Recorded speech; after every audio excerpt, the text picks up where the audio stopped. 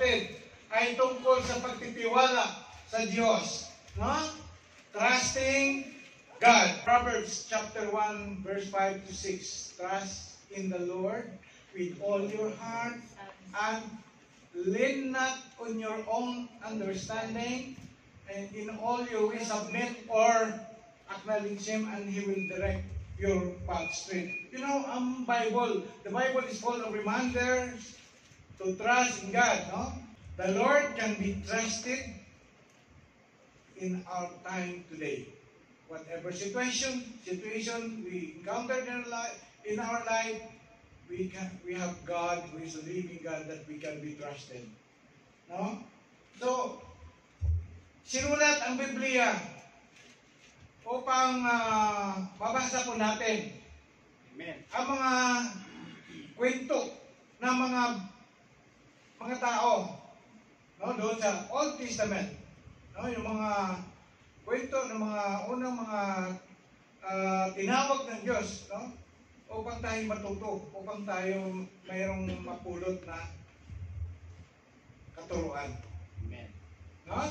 So, sa Old Testament and even in the New Testament, there are people who trusted God. So, number 1, si Noah. Alam nyo, si Noah, siya po ay naharap sa isang yung panahon na yun, kinausap si Noah ni Lord. Sabi niya, gumawa ka ng arko. No? Kasi grabe na yung galit ng Diyos sa kasamaan. Kita ng Diyos, puno-puno na ng kasamaan ang mundo that time. Kaya nagalit ng Diyos, anong gawin? The first time na ginawa ng Diyos yun, na wala pang, hindi pa nangyari sa buong mundo na kung saan nagdesisyon ang Diyos na gugunawin niya ang mundo sa pamagitan ng baha. Huh? So, inutusan niya si Noah na gumawa ng arko. Alam mo, kung ilang taon niya ginawa yan, ginugol ang panahon niya para matapos yung arko na yon. 120 years. Sa panahon natin ngayon, iwan ko kung buhay pa tayo sa ganong katagal ng panahon. No? So, the first time na gumawa din ng ganong structure na ganong kalaki, no? Nung panahon na yon, inunod ni Noah ang utos ng Diyos dahil sa kanyang pagtitiwala sa Diyos. No? Kaya Noah is created as a great man of faith.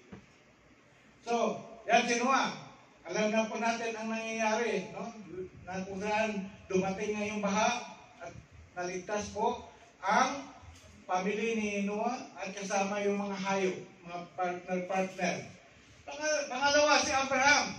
Si Abraham, siya po ay inutusan ng Lord sa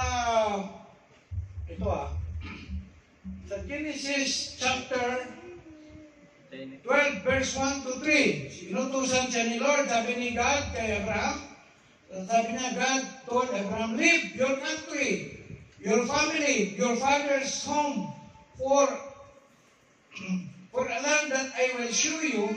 I'll make you a great nation and bless you. I'll make you famous. You will be a blessing. I'll bless those who bless you. No? Those who curse you, I will curse also. All the families of the earth will be blessed through you. So nakita natin na kung saan dahil sa pagtitiwala ni Abraham sa salita, sa utos ni Lord, no?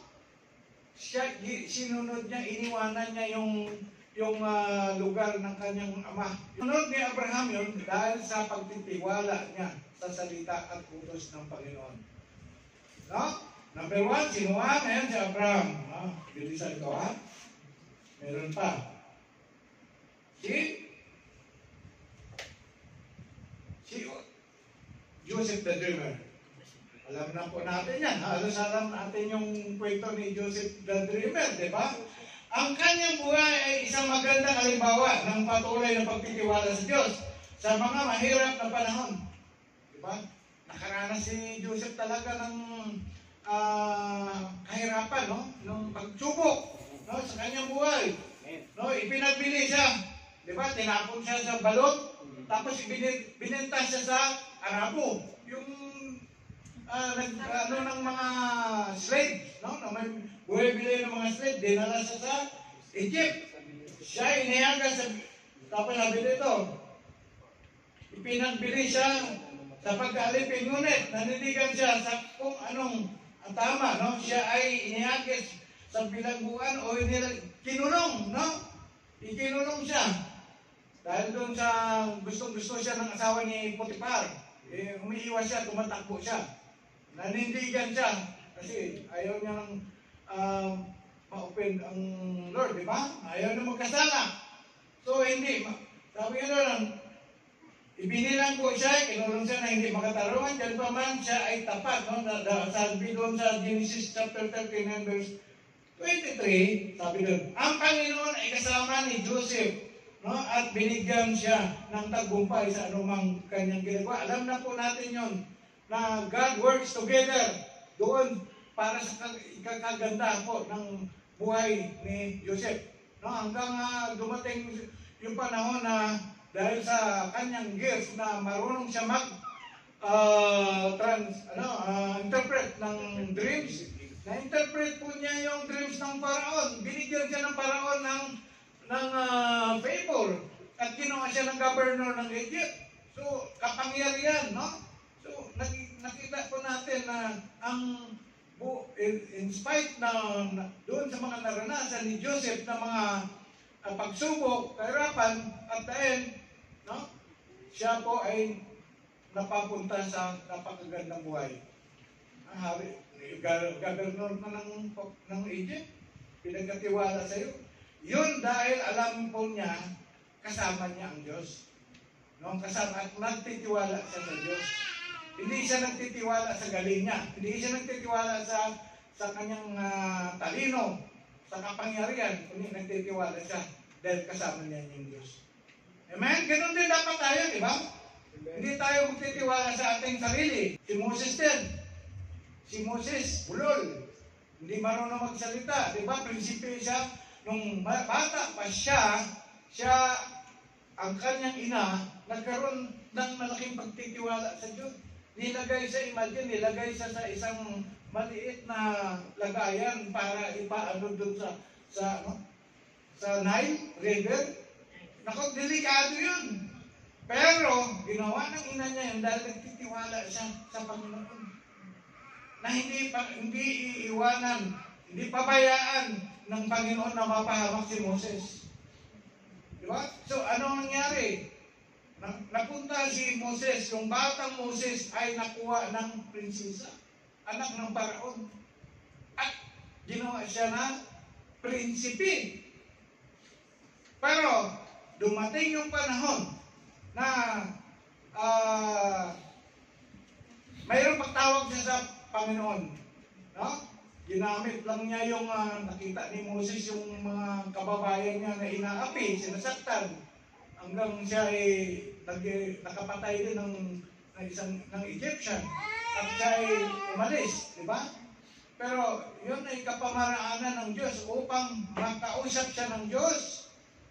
O, dinala siya doon sa dito banda sa Tapok. Nangusap ang Panginoon sa kanya through the burning bush. Tinawag siya ng Panginoon, binigyan ng misyon upang siya ay gamitin para mapalaya ang mga Israelita. Sinunod ni Moses ang mga utos ng Diyos kahit nakita niya maraming alibay din siya nung una, di ba? Maraming alibay din siya nung una. Pero at dahil sumunod pa rin siya. Ginawa niya yun dahil mayroon siyang pagtiwala sa Panginoon. Diba? So nagtiwala. Makita po natin na pagkatapos ng Exodus, sa book of Exodus, nung simula pa lamang na nakatawid na sila doon sa Red Sea, makita po natin ang hirap pangunahan ng mga Israelita that time. Reklamo, reklamo, reklamo, reklamo. Araw-araw may reklamo. No. Hanggang dumating yung napuno na si Moses, sinabi ni Moses, sabi niya, Panginoon, ba't mo ako ginawa na mag-lead sa mga matitigas ng ulo? Diba? So, kahit gano'n, patuloy, hindi niya surrender si Moses, patuloy na naglilingkod na mayroong katapatan siya sa Panginoon dahil mayroon siyang tiwala sa pangako ng Panginoon na dalhin sila sa promised land. Sa buong 40 years ng kanilang journey, nagtiwala si Moses sa Diyos para sa kanilang pagkain. Di ba? Pinadala ni God, ang Israelita that time. Ano yung pagkain na yan? Mana. Tapos, ano yan? Pugo? Quail. Pugo nga, di ba? Pugo yun. Tapos, ano pa? Tubig. Diba, may tubig na lumabas sa bato? No, tubig. Siyempre, kailangan, hindi lang pwede kakain sila, walang tubig. No? Kasi nagta-travel yun sila eh. Although na nagpahinto-hinto yun, pero hindi sila nanatili sa kanilang sa lugar, no? Sa isang lugar. So, ano pang binigay ni Lord sa kanila? Protection sa gabi. No? Tapos, lilim sa araw. Kita mo naman dito ngayon, no? Ito yun eh, Middle-East, no? Matindi ang init, di ba? So, may binigay ang Lord na protection sa mga Israelita that time, no? Para hindi masyado silang sa init, no? Yung ano yan? Clouds. Pillar of clouds sa araw. No? May shade. No? Mahulap. No? So, tapos ano pa? Yung kaligtasan, protection para sa mga kaaway nila. Yung mga nag-aabang sa kanila, ng mga ibang tribo, di ba? Mga Amalekites, no? Marami, Ammonites, iba-ibang mga knights ng mga tribo, no? Yan ang habang sila nag-journey, mga nakakaaway po nila. At siyempre ang direksyon papunta sa promised land. No? Sila ay makarating doon sa lupang pangako. Yun ay nagawa ni Moses dahil siya ay nagtiwala sa Panginoon. Okay, number 5. Ito, maganda rin to. Si Joshua at saka si Caleb. Oh. Diba nag-utos ang Panginoon, nag-utos ang Diyos kay Moses, magpadala ka ng 12 tribes doon sa loob ng Kanaan, doon sa Kanaan, land of Kanaan, para alamin kung anong meron doon. Siyempre, ang Lord, pwede din niyang sabihin yun, di ba? Pero gusto niya mismo na ang mga tao, sila yung makakita. Di ba?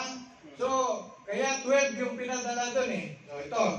Anong nangyari doon sa nung nakapasok sila sa land of Canaan, yung 12 tribes, nung bumalik na, nag-report na sila.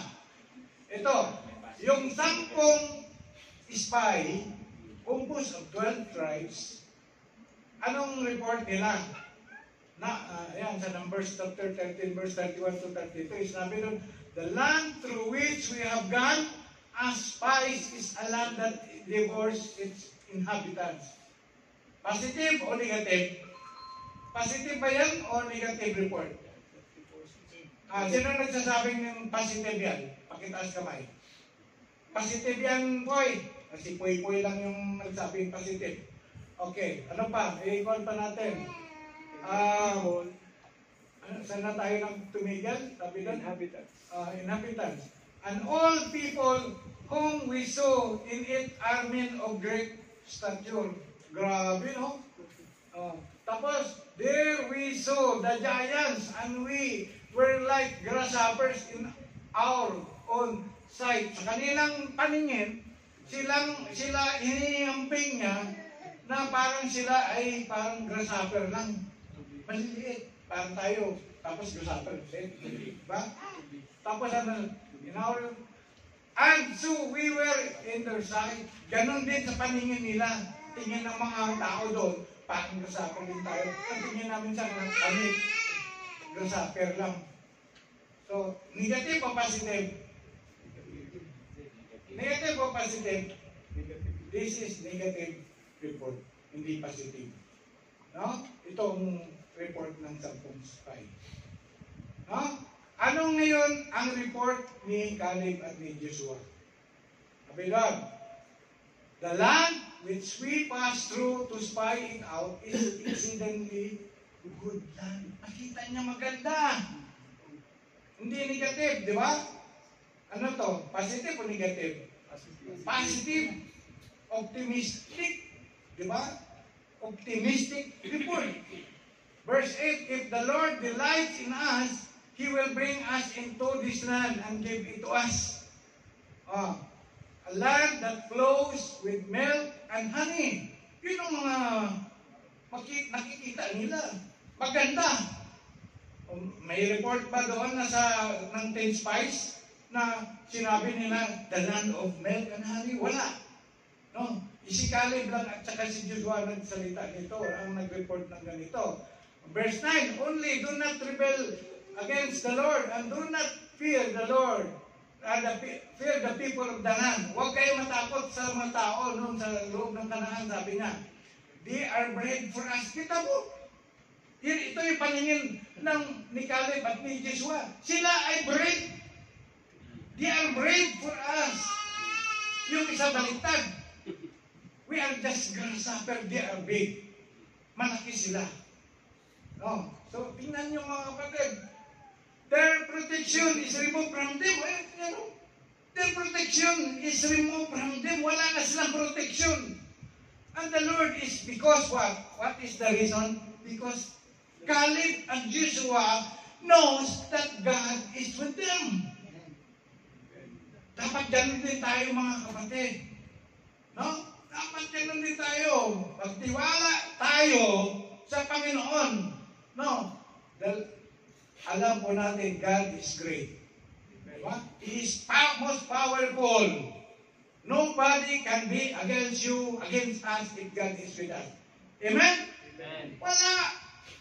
Ano mang sitwasyon sa buhay natin, ano mang mga umaatake sa atin, even the demons, the principalities of darkness, greater is He that is in us than He that is in this world. Yan ang palagi nating tandaan, mas malakas ang aking Diyos kaysa Diyos ng sanlibutan ito. Kaya nagtitiwala ako sa Diyos. No? So, do not fear them. Ito yung kagayahin natin, si Caleb at saka si Joshua, mga kapatid. Ito ang nangyari. Ito yung consequence doon sa mga 10 tribes. No? Ito, verse 37, those men who had brought out the bad report, ayan, no? Tingnan ninyo mga kapatid. Those men who had brought out the bad report about the land were struck down by a plague before the Lord. O pinarusahan sila ng Diyos. There is a consequence. Instead of encouragement, ang ginawa nila, discouragement. Diba? Ano nangyari doon? Sinisi nila bakit ka pala? Sinisi nila si Moses kasi si Moses ang nanguna sa kanila. Pero verse 38, and of those men who had gone to spy out the land, only Joshua, son of Nun, and Caleb of Jephunneh remained alive. Yung 10 namatay, si Joshua, si Caleb lang ang buhay. So, anong pipiliin po natin? No? Puro, sa buhay po natin, we must be optimistic instead of pessimistic. Hindi pa na pinaplano pa lang, negative na kagad. Hindi pwede. Daming gano'n, ano? Hindi pwede tayo, hindi pwede pastor, hindi pwede kapatid. No? Ipag-pray na natin, itong plano. Hindi ka pwede. Ganun na, may mga marinig tayo o makikita na ganun klaseng attitude. No? So, whatever is not from faith, because the problem of those people, no, yung mga 10 spies, what is lacking from them is faith. At sinabi ng Bible, Romans 14:23, anything, whatever is not from faith is sin. Ano mang bagay, ano man mga pumapasok sa ating kaisipan na hindi bunga ng pananampalataya, kasalanan. Next, si Job. Ito, kabisado din niyo to ang buhay ni Job. Alam po ninyo na kung ano ang ginawa ni Satanas sa buhay ni Job. No? Siyempre, no, bago yan, nag-usap muna ang Diyos eh. Pinag-usapan ang Diyos at si Satanas. Pinag-usapan nila yung karakter ni Job. Sabi ni Satanas, kaya lang naman tapat yan kasi mayaman, may mga magandang anak, mga tipo ng anak. No? Pero pag sabi niya, subukan mo nating tanggalin yung kayamanan. Parang nag-ano sila. So, yun nga, kaya nawala yung mga ari-arian ni Job, yung kanyang mga tupa, yung mga hayop, tapos yung pangalawa, yung mga anak niya namatay. Pangatlo, hindi pa napuntinto siya, Satanas kasi, hindi nakita, pero tapat pa rin si Job eh. Anong nangyari? Binigyan ng sakit. So, kung tayo ay nasa lugar ni Job, maaari hindi natin maunawaan kung bakit nangyari yun sa buhay natin. Sa panahon natin ngayon, minsan, may mga similar circumstances na nangyari sa buhay po natin. Minsan, maliliit lang na ng problema eh. Parang, parang gusto ko nang bumigay. Kung saan ako naging Kristyano, bakit ito nangyari? Buti pa hindi na ako mag-attend. Nawala na agad ng pagtiwala sa Panginoon. Amen. Dapat hindi. Ang ating pagtitiwala sa Panginoon ay hindi matitinan. Tindigan po natin na ang pangako ng Lord para sa atin totoo. Amen? Amen. So, nawala ang ating ari-arian. Ano pa yung ari-arian natin nang nawala minsan? Nawala na yung cellphone. Hindi na makatulog isang linggo. Nawala yung Facebook. No? Ano pa yung mga nawala sa buhay mo na hindi ka na nawala yung sikat mo, nawala yung ano mo. Dapat magpatuloy. Wala lang yung charger. No. Ang pagkamatay lahat ng mga anak. Ngayon, may halimbawa, may manamatay na kamag-anak natin. Tumigil ka na sa pagdadalo, mas lalo mong kailangan ng Lord. Mas nais ng Lord na magpatuloy ka na manabal, whatever circumstance na nangyari sa buhay mo. Namatay mo na pusa mo, namatay man yung daga mo, ako niyo mo, huwag ka nang umiyak. Hindi dapat iyakan yung mga hayop.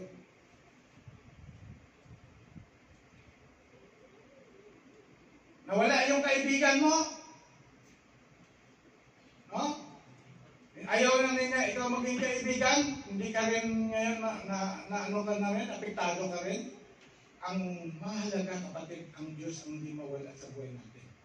Yun, doon tayo malungkot. Doon tayo iiyak. No? Ang Panginoon, napakalaga.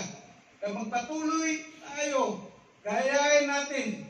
No? Gayahin natin si Job kung saan pinili niyang magpatuloy sa pagtiwala sa Diyos kahit ano pa ang nangyari sa buhay niya.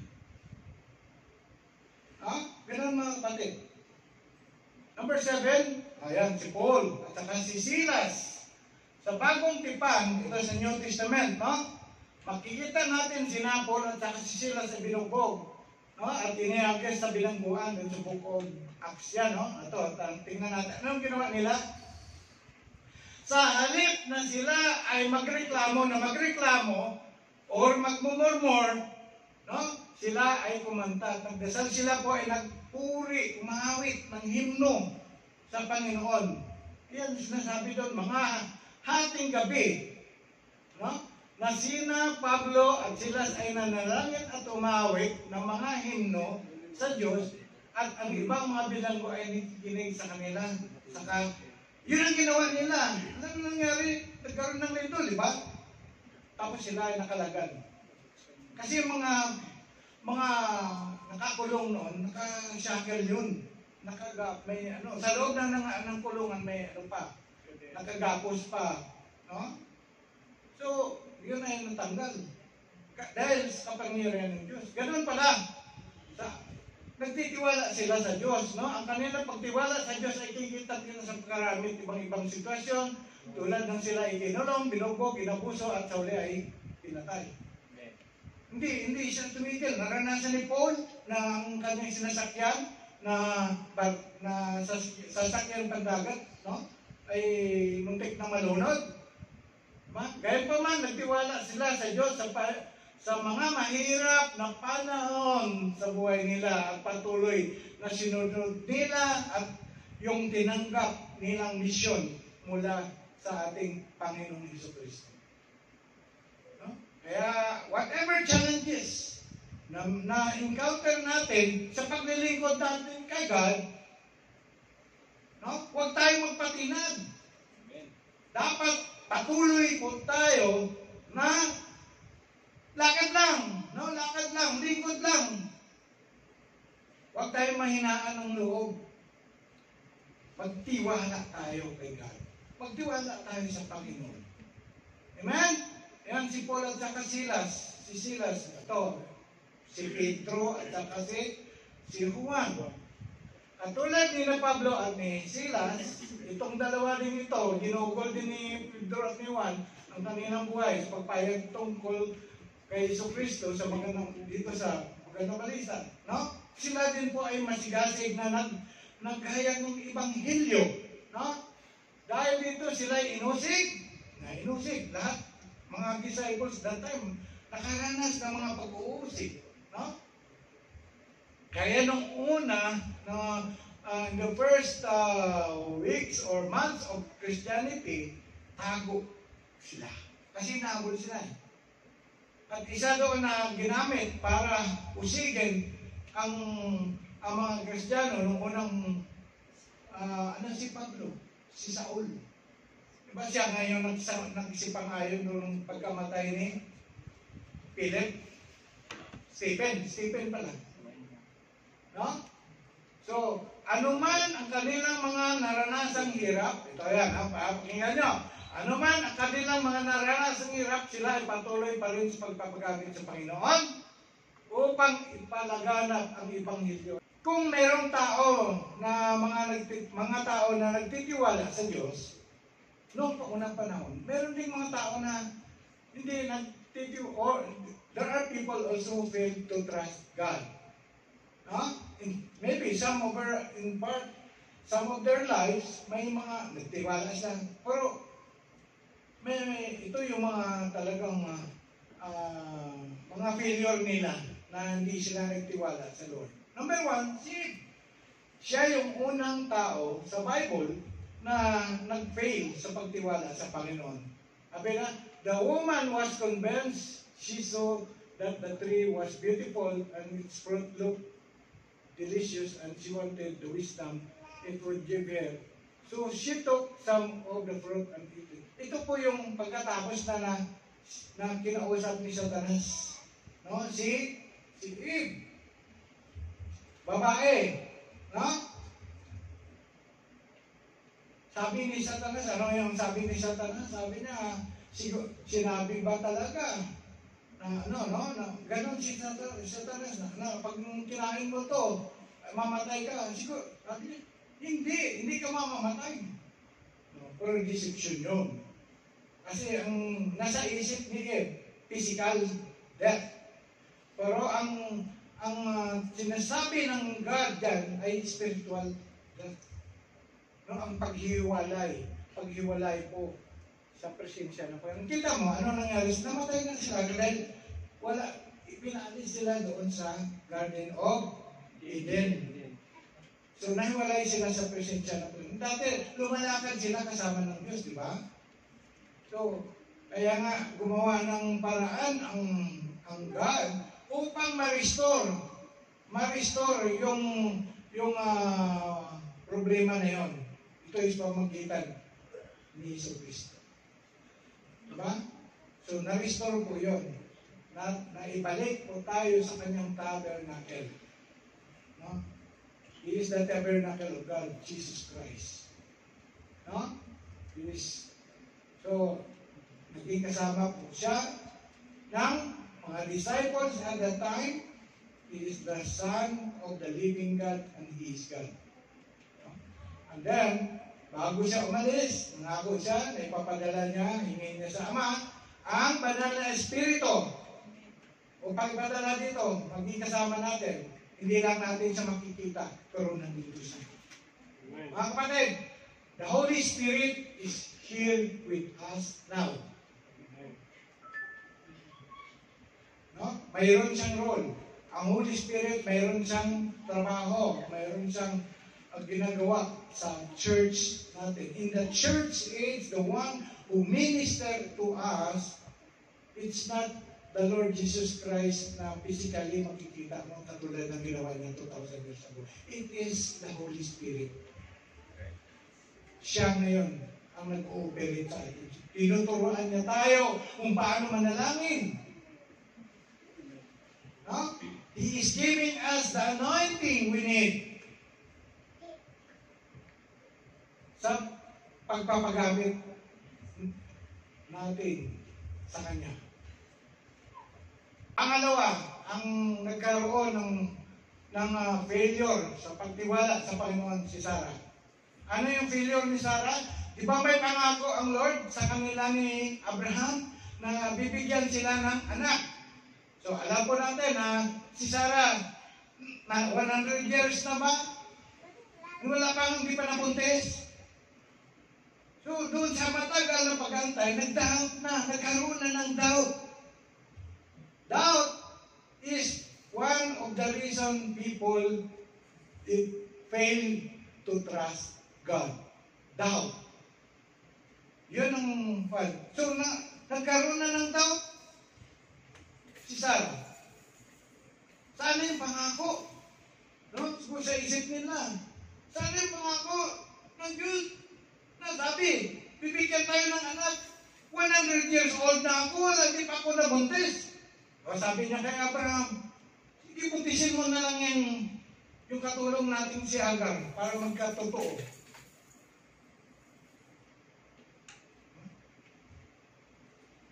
Sarah relied in his own understanding. He did not trust the Lord with all their heart. Sometimes, ganon din tayo mga kapatid. No? May hinihingi tayo ng mga bagay. Minsan, hindi matagal dumating. Gumagawa na lang tayo ng paraan. Para ma-realize, tagal-tagal naman, nag-pray kami, magkaroon kami ng maraming pera para pag magpapunuan pangalan ng church namin, taya na lang kaya ako ng luto. Pastor, taya na lang tayo ng luto. Maraming tumatama kasi. Taya na lang tayo ng reading. Mag-reading na lang tayo. Oh. So, mamaya po, tatalakayin natin yan. Ano doon sa Genesis chapter 18, verse 13 to 14, nung nakaharap ng ni Sarah ang 3 angels, di ba? Yung angels of the Lord, bumaba, no? Nakausap ni Abraham.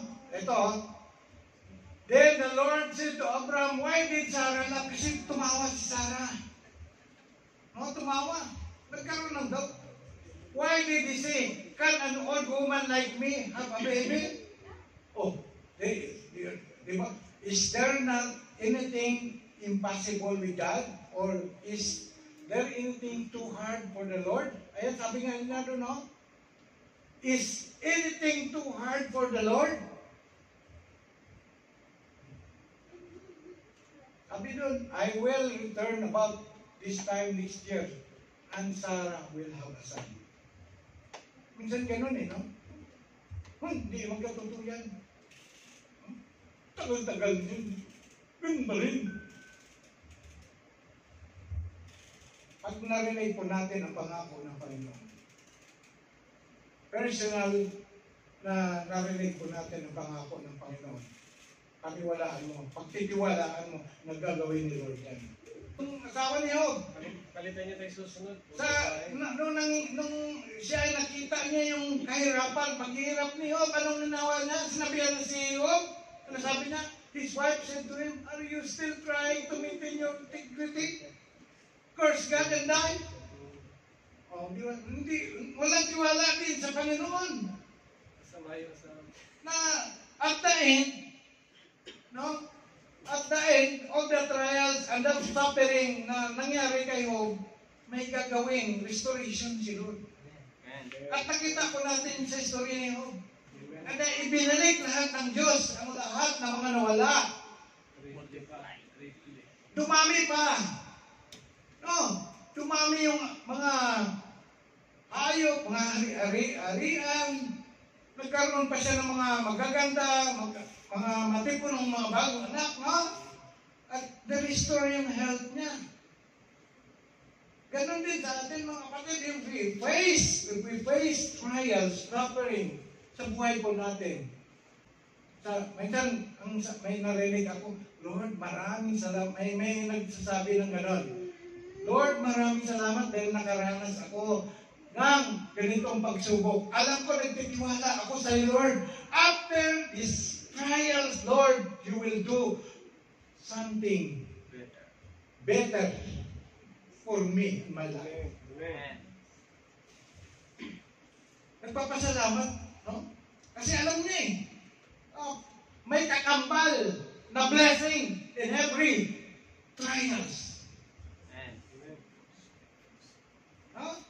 So, mga kapatid, kahit lumayo ka sa sweetheart mo, kahit lumayo ka sa asawa mo, expect God is preparing something better in your life. Just trust the Lord with all your heart. Ito naman, itong si Lot's wife pa rin, babae pa rin. Malikod eh. Sinabi na ng Lord na huwag nang lumingon. Sabi niya, but Lot's wife looked back as she was following behind him and she turned into a pillar of salt. Huwag na tayo lumingon. Patlingunan pa natin yung nating mga ginagawa. Babalikan pa po natin yun. Pinalaya na nga tayo eh. Pinala na nga tayo. Nagkaroon na po tayo ng deliverance. Babalikan pa po ba natin yun? Yung mga hindi dati maganda, huwag na tayo lumingon. Go forward na po tayo sa direction ni Lord at magtiwala tayo sa Kanya. Amen? Amen. Palakpakan natin si Lord. Huwag na ako palakpakan. Palakpakan natin si Lord. Okay. Dapat nga, umalis na tayo eh. Umalis na tayo sa dapat alisan natin. No? Ganun. You must have deliverance. Once you are delivered by the Lord from being captives, kung kayo ay pinalaya na, huwag na kayo bumalik. Ako ay nagpapasalamat sa Lord dahil pinalaya niya ako sa maraming mga bisyo nung ako ay sinuko ko ang buhay ko kay Kristo Jesus. Palagi kong pinatutuko. Dati adik ako kahit sa mga dati marijuana users ako, rugby users ako, nag-inject pa ako. Yung mga katropa ko, kainuman ko sa Saliki. Nagdadala ng mga sobra-sobra sa UR ng ospital na pinagtatrabuhan noon namin. In-inject para lalong malakas yung tama. Nagka-smile ka kahit wala kang kasama. Wala namang dahilan mag-smile ka, naka-smile ka, maglakas ng trip. No? But that is the works of the enemy. That is the works of the devil. Because his job is to destroy, to kill. Diba? So, mayroon pa. Itong ten spice kanina na talakay na po natin. Ito. No? Di really obvious talaga na hindi sila nagtiwala sa Lord. Nakalimutan nila ang mga pinakita ng Diyos na kapangyarihan na kung saan ang Red Sea po ay hinati ng Lord para sila makatawid. Ang dami ginawa ng Lord. Please, nakita ng naked eye nila. Yung nagugutom sila, pinadalan sila ng mana. Yung mga matitigas ang ulo doon sa baba ng Mount Sinai na gumawa ng golden calf ay pinarusahan ng Diyos. Nakita nila yun. Dahil sa katigasan ng Ginoo. Madali lang sila makalimot, no? Kaya, instead ng magtiwala sila sa Lord, ito yung nangyari sa kanila. Nag-report ng negatibo.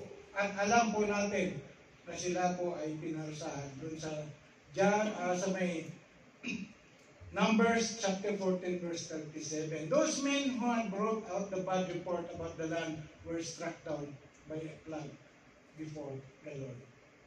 Yan ang 10 spies. Okay, dangers. Dito na po tayo. Dangers of failing to trust God. Ano yung mga dangers? So number 1, not trusting God is the root of all sin. Katulad ang nangyari kay iba, kay Ed. No? Doon nagsimula ang kasalanan ng tao. Namamana po natin, God, sin entered into this world, into humanity through the disobedience of Eve. When Adam and Eve tempted by Satan. Ano sabi niya? Sabi ni Satan, when Satan tempted Eve, he told her that God's word was not trustworthy and that God was holding back the best from her. Consequently, when she doubted God, kasi doubt yun eh, she ate of the tree. Nag-doubt siya, oo nga, totoo, no? Baka nga. Baka nga, may tinatago siya, no? Pag ang husband mo, wife mo ay nakarinig ka ng mga kwento sa ibang mga kausap mo sa labas, ay, naku, yung husband mo, ganon, baka may, ano yun? Ikaw din wala din, nagkaroon ka rin ng paranoid. Tingin mo sa husband mo, ganon din yung ginagawa. O tingin mo sa misis mo, ganon din yung ginagawa. No? Nawala ka na nagtiwala sa partner mo. No? Dito nangyari dito, nawala ng tiwala si Eve kay God. Salita ng Panginoon. Ayan. Yan ang unang danger. Not trusting God is the root of all sin. Number 2, we're prone to idolatry. Ayan. If you are not trusting God, katulad nung si Moses umakyat sa Mount Sinai, iniwan si Aaron at mga Israelita, anong ginawa nila? Gumawa sila ng golden calf. Gumawa sila ng golden calf at sinamba nila yung golden calf. Yun ang idols nila. Tayo, sa panahon natin ngayon, not necessary na ikaw ay idolatry, sumasamba ka sa idolatry sa pamagitan ng mga revolto. May mga modern idolatry, yung palagi natin sinasabi dito. Ano yung mga bagay na nandoon ka nakapokus? Ano yung mga bagay na nandoon ka nag-spend ng oras ng panahon? Instead na ikaw manalangin, hindi ka nakapagpanalangin dahil napuno na yung oras mo. Kapapanood ng YouTube, teleserye, movie. Check po natin buhay natin. No? Baka mamaya, natagpuan natin, hindi natin namalayan, nandoon na tayo sa mga bagay na umaagaw, na dapat tayo ay nag-meditate, nag-devotion. Wala na. Kasi nandoon na tayo sa kinahiligan po natin ginagawa. Yun ang idol natin. No? We are prone to deception. Okay. Katulad ng Sinabi doon, no? Yung temptation ni Eve. Temptation ni Eve yun ay na-deceive siya. We are prone to deception if we are, no? Ito yung dangers of failing to trust God. Ano pa? We're prone to anxiety and depression. Sabi doon, Matthew chapter 6 verse 25, sabi ni Jesus Christ nagturo nito, ha? Therefore, I tell you, do not be anxious about your life. Do not be anxious about your life. What you will eat, okay, or what you will drink, nor about your body, what you will put on, is not life more than food, and the body more than clothing. Ano yung mga sumusunod dyan? But, seek, Matthew 6:33. Ano yan? But seek first His kingdom, the kingdom of God and His righteousness. All these things shall be added unto you. Ito po ang dapat natin gagawin. Instead na magmukmuk tayo, mag-iisip, pati narinig natin problema na ibang tabi, na problema mo na yun, hindi mo dapat problemahin. Sabi nga dito, do not worry. No, do not be anxious. But problema ng narinig mo problema, matulog ka na lang, mag-pray ka. Ha? Ganun mga kapatid. Hindi nakakatulong ang pag-worry. Sabi nga do not, sa prayer natin, sino naka-memorize doon, yung verse na yun. Do not worry about anything but in prayer and petition with thanksgiving, let your request be known to God. Sinasabi din doon, do not worry about anything. Kaya nga, instead na mag-worry ka, manalangin ka na lang. May mangyari pa. Okay, next. We will be prone to make decision that is out of God's will. Katulad nung binanggit ko kanina. Pagkantay mo, tagal man nangyari. Nung tagal naman, wala, taya na lang ako ng luto, di ba? Gumagawa tayo ng sarili nating diskarte. Dapat, may isaguni natin sa Lord lahat. Kaya sabi nga doon, trust in the Lord with all your heart and not lean in your own understanding or submit. No? Sabi nga, in all your ways acknowledge Him and He will direct your path straight. So, minsan gumagawa tayo, tagal naman ibigay ni Lord, tagal naman nag-shortcut tayo. Ibig sabihin, nag-shortcut tayo. Hindi natin nag-practice yung waiting upon the Lord. Hindi natin nag-practice yung waiting upon God's right timing. Hindi pa hinog yung mangga, gusto mo na kumain ng mangga kahit kung maasim, kinuha mo na. Ayaw mo magantay, wala kang tiyaga. Diba? Mangiluipin mo. So, may consequence. Ano pa? Ano pa yung mga isa pang danger? We will be tempted to give up and worry about things, no? And try to fix things on our own. Ito yung nangyari katulad ni Martha. No? Akala niya, nakakalugod pa rin sa Panginoon yung ginagawa niya. No? Kasi, hindi naman siya inutusan. Ang purpose ng Panginoon na nandoon siya ay para siya ay makaturo. Dapat tayo, sisikapin din natin, sabi nga dito, you are worried about and upset about many things. Kaya, ninanais ng Lord na tayo po ay makinig palagi sa mga nais niyang sasabihin. Yan ang gusto ng Lord. Nais niya marinig po natin sa Kanya ang mga ituturo niya. Kaya dito, pagdating na Word of God, dito lahat tayo sa Lord, sa loob. No, huwag tayo magkwentuhan doon. No? Kung pwede pa lang lahat ng mga naka-assign sa kitchen ministry, pagka matapos nila ang pagluluto, pagdating ng word, dapat dito na po lahat. Because this is the most important. Ha? Yung makinig ng salita ng Panginoon. Amen? Amen.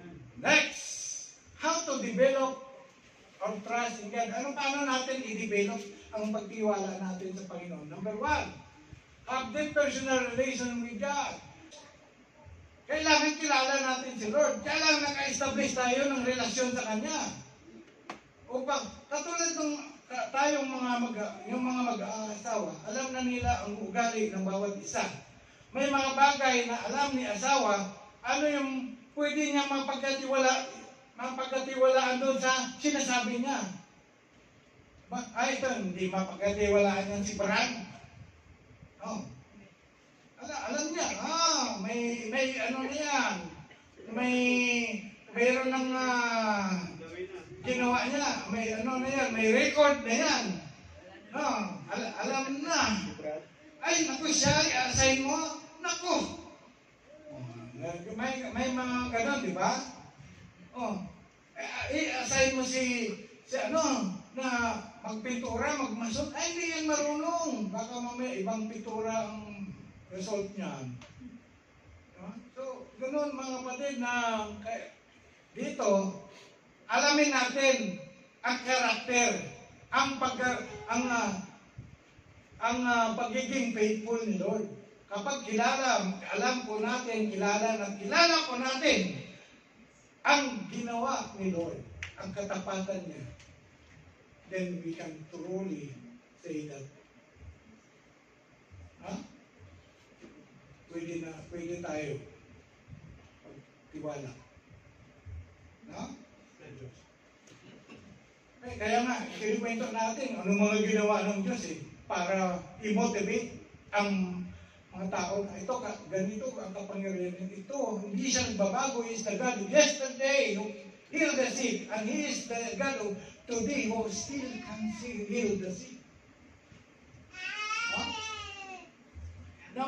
Pangalawa, kailangan natin, we have to know the trustworthiness of His promise. Kailangan alam po natin na ang kanyang mga pangako ay mapagkatiwalaan. Ano yung mga sumusuportang mga verses? Ito po, Psalm 145 verse 13b, the Lord is trustworthy in all He promises and faithful in all He does.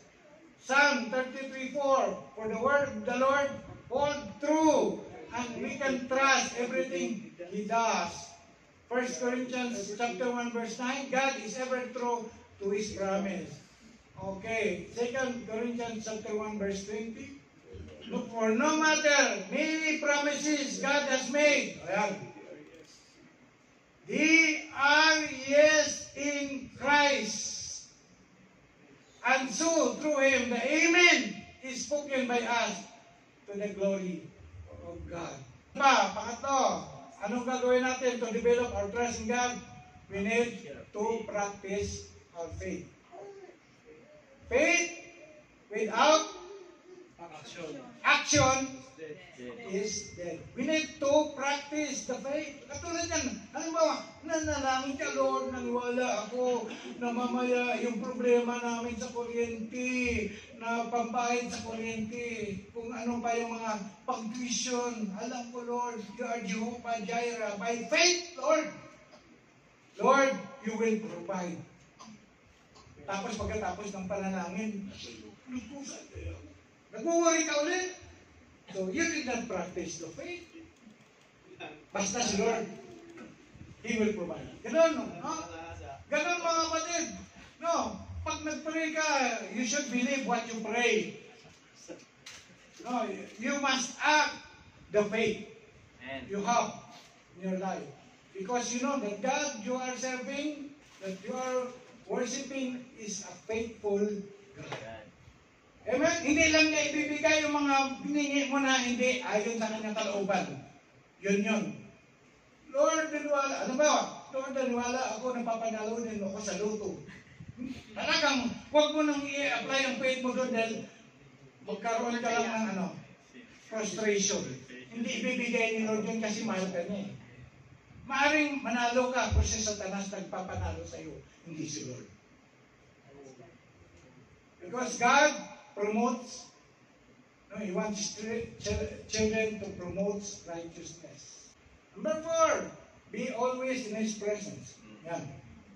Para ma-develop ang trust natin kay Lord, we need to be prayerful. Pray always by studying His Word, no? Through reading the Bible and attend Bible studies, okay, and attending seminars, okay, it will add, and also attending church worship services. Number 5, to develop our faith, we need to trust only in God. Alam yung papel na pira ng US? Ano nakalagay doon? In God, we trust. Some trust in chariots and some in horses, but we trust in the name of our Lord. Okay, Psalm 118 verse 9. It's better to trust in the Lord than to put confidence in princes. Psalm 146 verse 2. Put not your trust in princes, in mortal man who cannot save. Okay, so yan ha. Okay. Conclusion. Sinabi sa 2 Corinthians chapter 1 verse 9. Indeed, we have the sentence of death within ourselves, so that we do not trust in ourselves, but in God who raises the dead. Huwag tayo daw magtiwala sa ating sarili. Sa Diyos lamang po tayo magtiwala. So, huwag tayo mag-trust doon sa ating mga talent, sa ating talino, sa pera na mayroon tayo, sa ari-arian po natin. Magtiwala po tayo sa Diyos. Amen. So, mga kapatid, put your trust in God. Put your life in the hands of our Savior Jesus Christ. No? Put the trust for your salvation in the Lord, no? Jesus Christ. And trust for your family, trust for your job, your health, your relationship, your future, etc. That is the word of the Lord.